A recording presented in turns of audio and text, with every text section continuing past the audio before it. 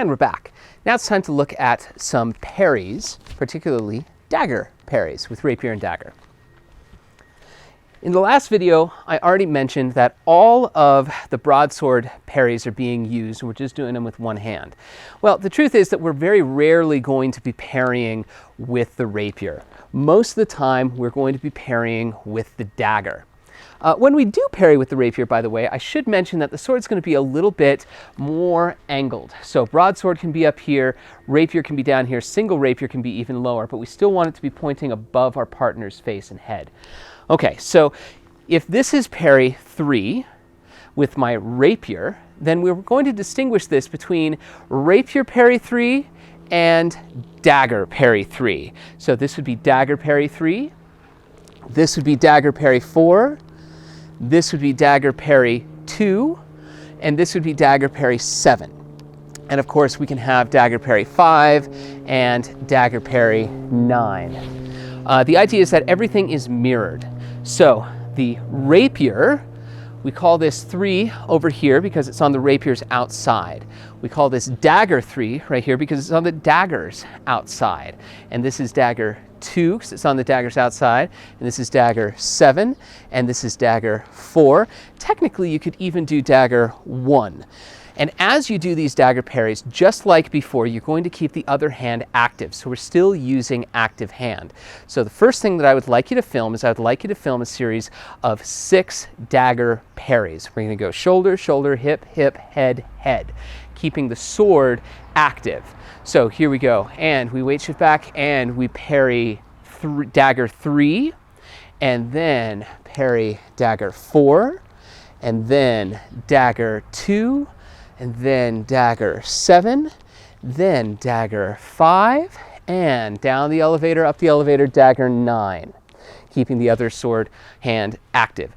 Now watch out, because we don't want to bring these dagger parries up. We want the dagger parries nice and low down here. Okay, the hand stays down by the hips, so dagger parry here, not here and here up by the head. I'm not parrying my head, I'm parrying down here. So once again, this is dagger parry 3 and 4 and 2 and 7. And then we go up 5 and up 9. There.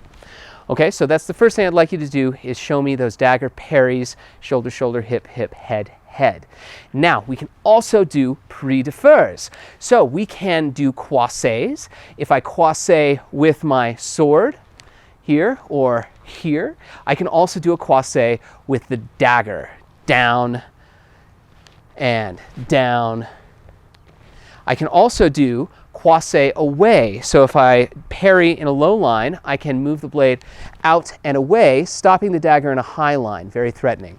And here is a croisé away, there. So this is less dangerous because I don't have this big long sword that I'm worried about pointing in somebody's face. So I can croisé away, stop in a low line, croisé away, stop in a high line. Sorry, we're going from a low line to a high line, low line to a high line.